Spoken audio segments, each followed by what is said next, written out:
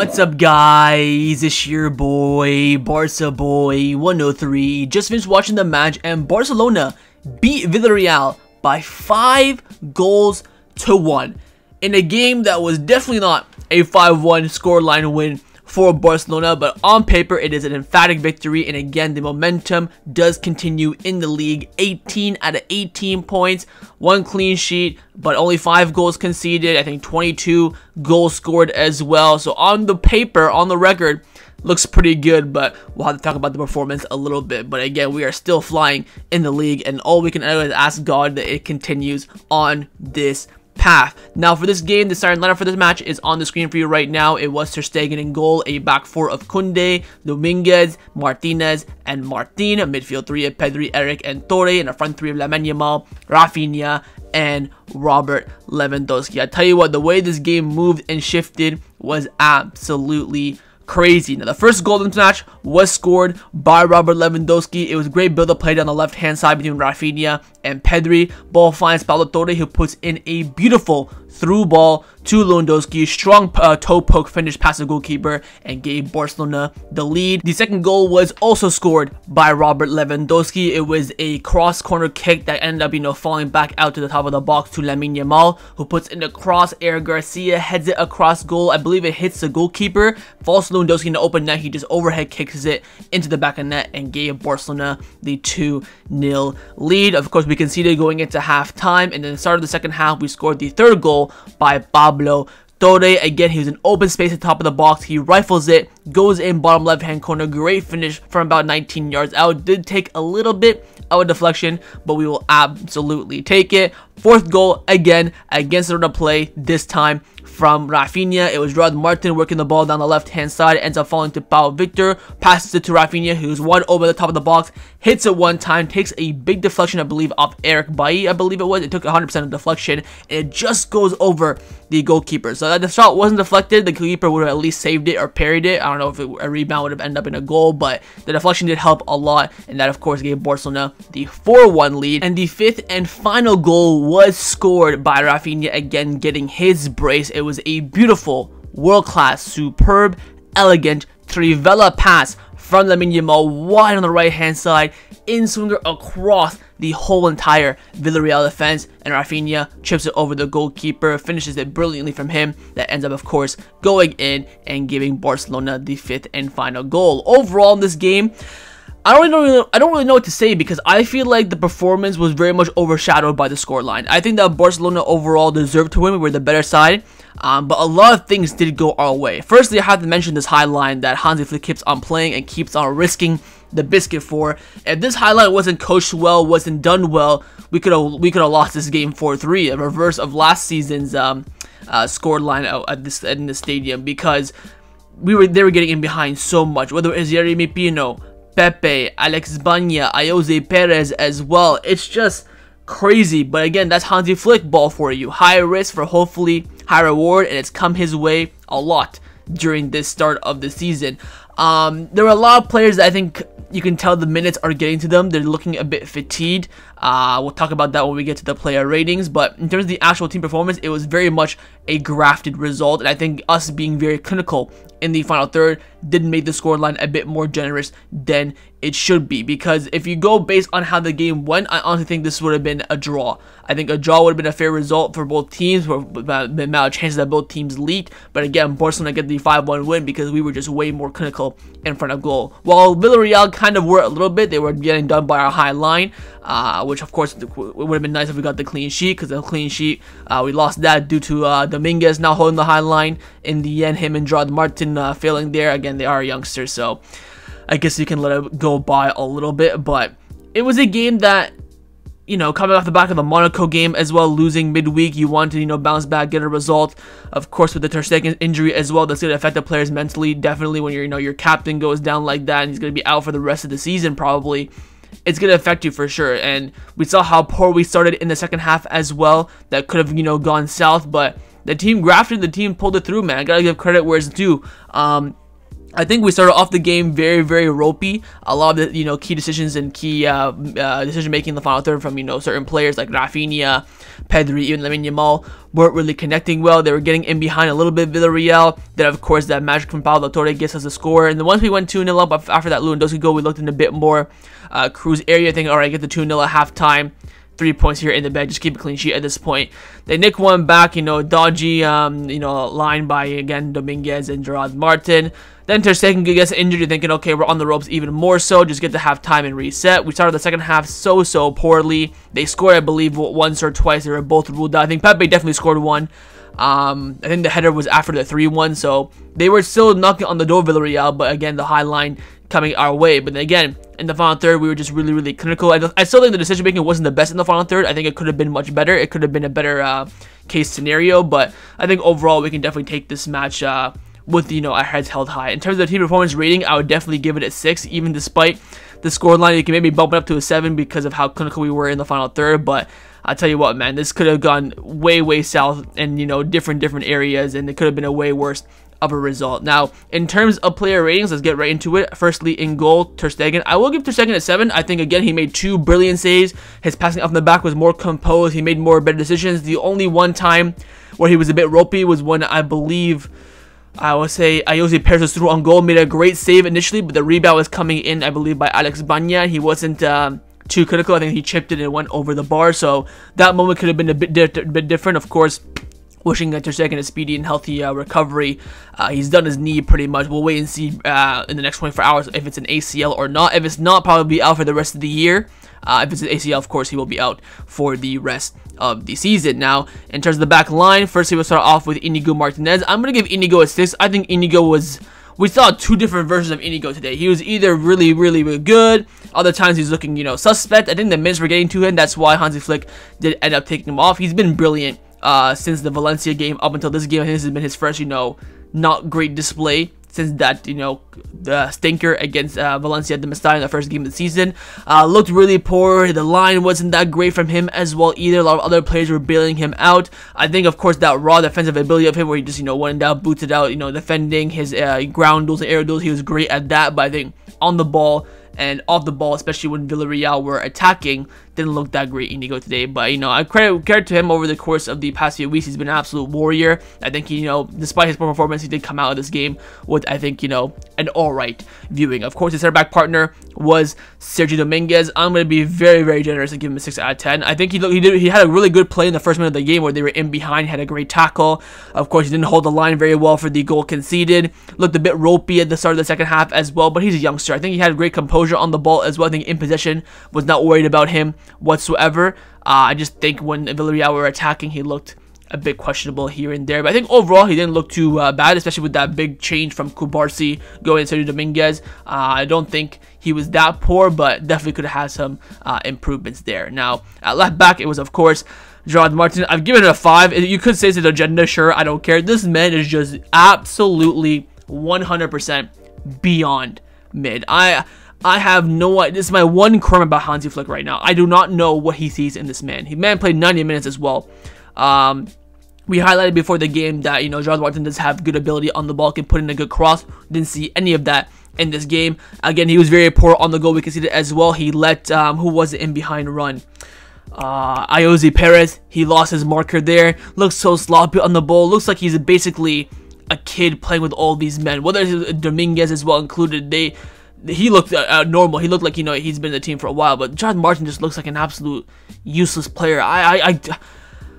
I just don't know, man. I have no idea what Hansi Flick sees in him. Now, in the other fullback position, it was, of course, Jules Kounde. I will give Kounde a 7 out of 10. I thought he defended very well in this game. A lot of those last-ditch tackles, those crosses that come in at the far post, he defended very well.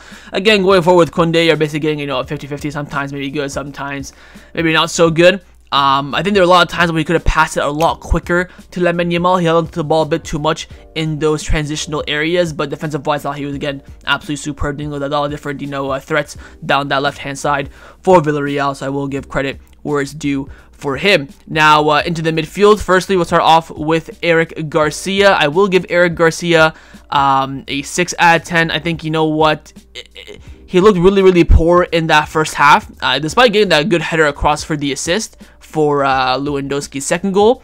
But I feel like didn't look that great. Again, it looks like he's a center back. Maybe hopefully Hansi Flick now maybe we'll try him at center back to rescue Barca instead of maybe bringing in Sergio Dominguez. But he put in the shift. Again, he was at fault a little bit for that first goal as well. Instead of playing the interception, he played the high line, which again now we've conceded. Should have played it the other way. But at the time, you could say, you know what, he's been, you know, coached to do that. And I think Dominguez and Gerard Martin could have done a bit better in those areas. I think he looked a lot better in the second half. Of course, playing full 90 minutes. He transitioned to play a bit more, got used to the position. But in that first half, he was pretty ropey. Looked a lot in no man's land. Progressed the ball very well. I think he does that a bit better than Casado, because again, he does have that intelligent passing out and finding the vision in areas as a center back, which of course will help him in the pivot. But I think it's a bit ropey from him, but hopefully he'll grow getting more minutes in this position. Of course, his partner in the pivot was Pedri. I'm going to give Pedri a 7. You could say a bit generous, a bit biased. Didn't really, you know, do too much on the face of it. But if you watch the game, you watch how Barcelona moved the ball in transition, it all came down to Pedri. I mean, there were so many movements where we looked, you know, tired, we looked frail, and Pedri just picks up the ball and just finds those key passes, those key areas. He's the only player in this game, in my opinion, that made correct decisions after correct decision after correct decision. A lot of players in this game, which we'll talk about, they were lackluster in their decision making in the final third, but Pedri was always pinpoint. Moved the ball so well. He even came back, won the ball back a few times as well. He's looking like absolutely sensational during the season, and I want to give credit where it is due for him. 7 out of 10 for me for sure. And in front of him, of course, in the 10 playing in his position, you could say it was Pablo Torre. 7 out of 10 for me. 1 goal, 1 assist. I'm telling you, man, I've been on this case for quite a while. I think Pablo Torre should be the one playing in the 10. He is the most natural placement, of course, for Dani Olmo. I think Raphinha does better on the left. Again, he can play that. He did score a brace, Raphinha, from the 10 today, but I just think the team balance is much more suitable for Pablo Torre. We saw what he can do in this game as well. Again, more minutes, more confidence. I was a bit disappointed that Flick did take him up after he scored the goal, but I think that was already planned. That's why I just let it, you know, run out. I wish he would have changed it since he scored the goal, give him a bit more of a runabout, give him a bit more confidence, but hey, yo, it is what it is. But I think Pablo Torre looked great today. Again, hopefully he starts against Getafe and just keeps building those minutes and those confidence, because again, he is a player that can pass between the lines, can make movements, can make turns. We saw him as well get that early yellow card for Dani Parejo in the first 2 minutes, because he has a beautiful turn. The pass for Lewandowski was sublime, and he was doing a lot of that in this game, you know, being that kind of glue to everyone from the midfield, transitions from the pivot out wide to the wingers. Again, this is what you want to see in a player in the 10. This is why Dani Olmo is perfect for this position, because he does that all to an exceptionally high level, where I think Pablo Torre hopefully will start to grow in that position. I really liked his performance today. Now, in terms of the wingers, first on the right-hand side, it was Lamine Yamal.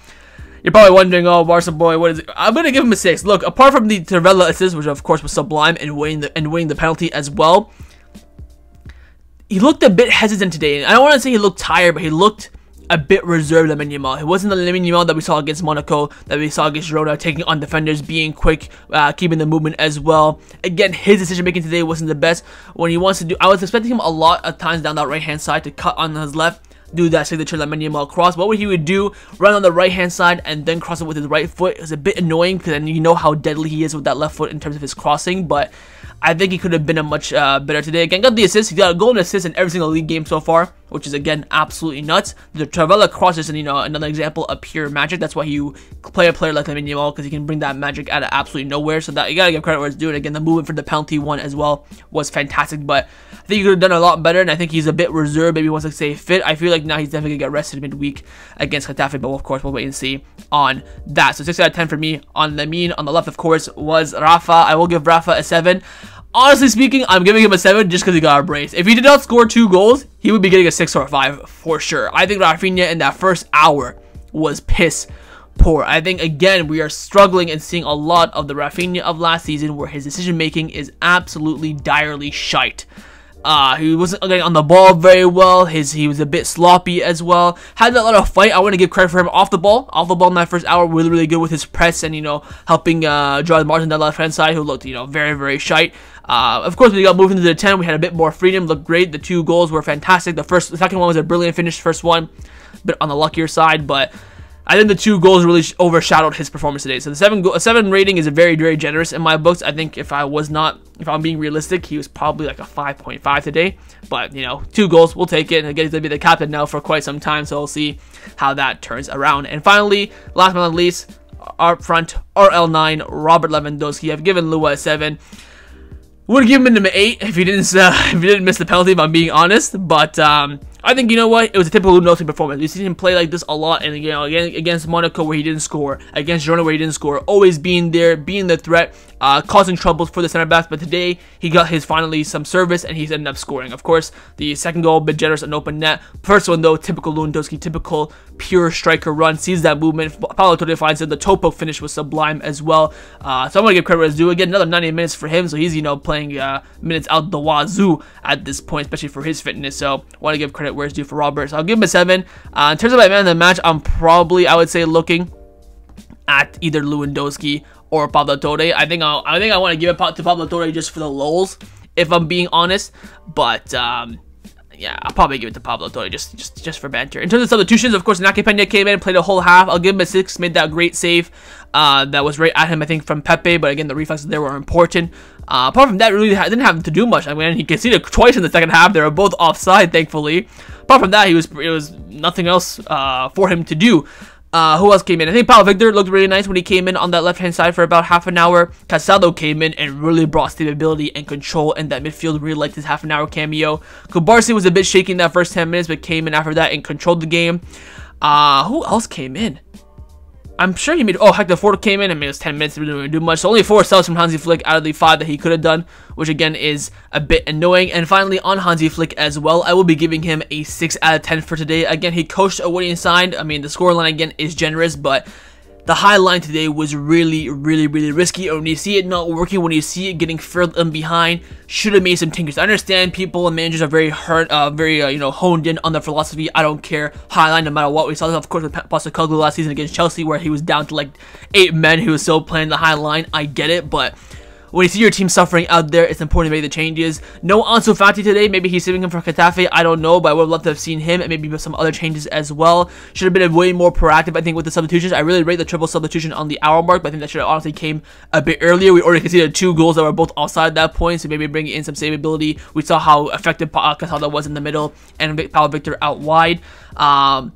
Apart from that, really didn't really have to, you know, didn't really have any other qualms about him. So overall, important day at the office. We get the result, we get the victory. I'm very happy with that. Again, keeping that record in La Liga. We'll keep, hopefully we'll build on that and we keep going with that. But again, I do want to highlight again, the high line is really becoming in question now, because we have to either be very sturdy with it and be very, you know, decisive with it and not leak too many chances like this. Because this is against a top team as well. They can time their runs probably better than Villarreal, and they can really affect us in the final third. But take the win, very happy. Scoreline very generous. We can have some goals to watch back now. And overall, it is a successful afternoon/evening for Barcelona. Of course, in the comments down below, let me know your thoughts on the results, your player ratings, your manager ratings, all that details down below. Make sure you drop a like if you haven't already, and subscribe down below as well. And I will see you guys next time on the channel. Take care, and Forza Barca.